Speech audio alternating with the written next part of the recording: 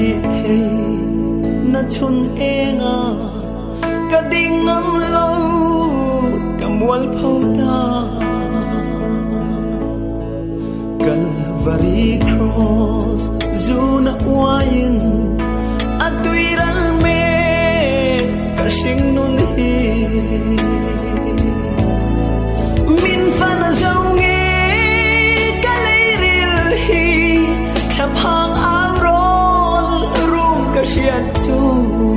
van khwale tui o mi chan tir tu ka phak ning long che ka chan dam tu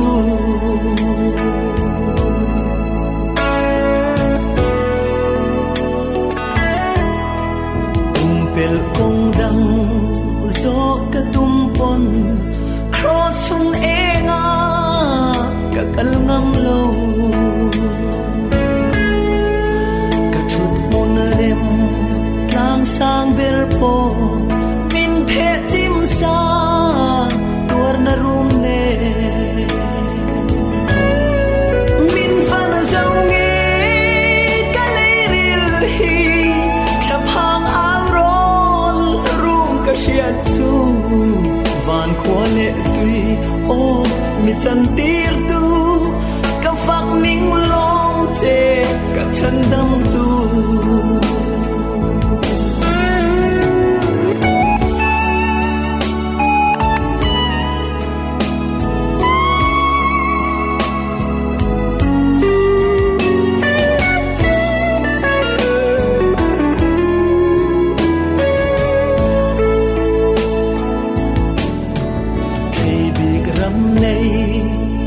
phal si lo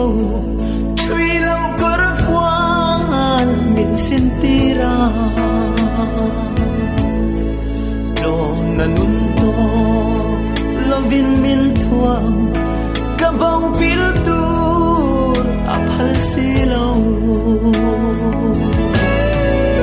min fan zau nge ka leiril hi thapang arol rum ka shiat chu van khwale tui o mi chan tir tu ka phak ning long che ka chan dam tu hoi ki ring cross lam i thirang sing num kho ve zu na oi ten nu thon ram sing